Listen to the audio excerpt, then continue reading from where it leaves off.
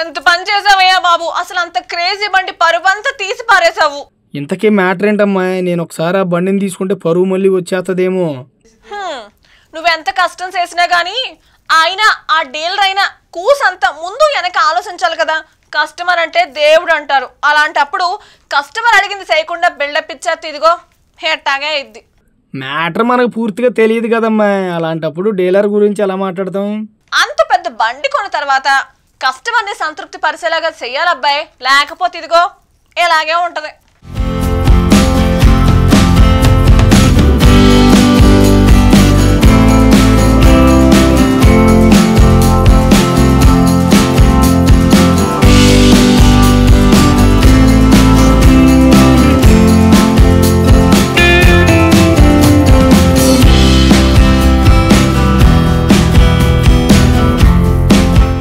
ఇదొక విచిత్రమైన వీడియో, అంతకు మించి చిత్రమైన ఘటన. అంత పెద్ద వాహనం కొన్న తర్వాత దాని పరువు తీసేశాడు ఆ వ్యక్తి. ఒక వ్యక్తి మహీంద్రా కంపెనీకి చెందిన థార్ వాహనాన్ని కొన్నాడు. దానిని తీసుకుని ఇంటికెళ్లిపోయాడు. ఆ తర్వాత దాంట్లో రకరకాల సమస్యలు బయటపడ్డాయి. డీలర్కు ఫిర్యాదు చేసినా ప్రయోజనం లేకుండా పోయింది. ఆ ప్రాబ్లం సాల్వ్ కాలేదు. అందుకే ఆ కస్టమర్కు మండింది. థార్ వాహనం పరువు తీసేయాలని డిసైడ్ అయిపోయినట్టున్నాడు. అందుకే గాడిదలకు థార్ వాహనాన్ని కట్టి షోరూంకు లాక్కెళ్లాడు. ఈ వీడియో క్లిప్ సోషల్ మీడియాలో హడావుడి చేస్తోంది. మహారాష్ట్రలోని పూణేలో ఈ సంఘటన జరిగింది.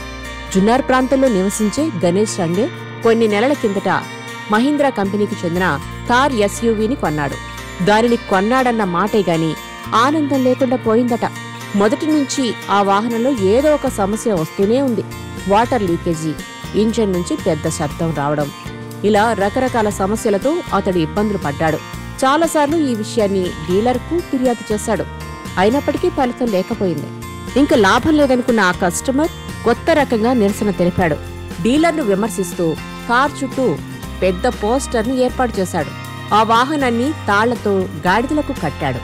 డప్పులతో ఊరేగింపుగా వాకాడ్లోని షోరూం వరకు గాడిదలతో లాక్కెళ్లాడు. కొందరు వ్యక్తులు ఆ వాహనాన్ని తోస్తూ వచ్చారు. ఈ వీడియో క్లిప్ సోషల్ మీడియాలో వైరల్ అయింది. డీలర్ అవాక్కయ్యాడు. నెటిజన్లు నవ్వుకుంటున్నారు. ఇదెక్కడి విచిత్రం రా బాబు అనుకుంటున్నారు.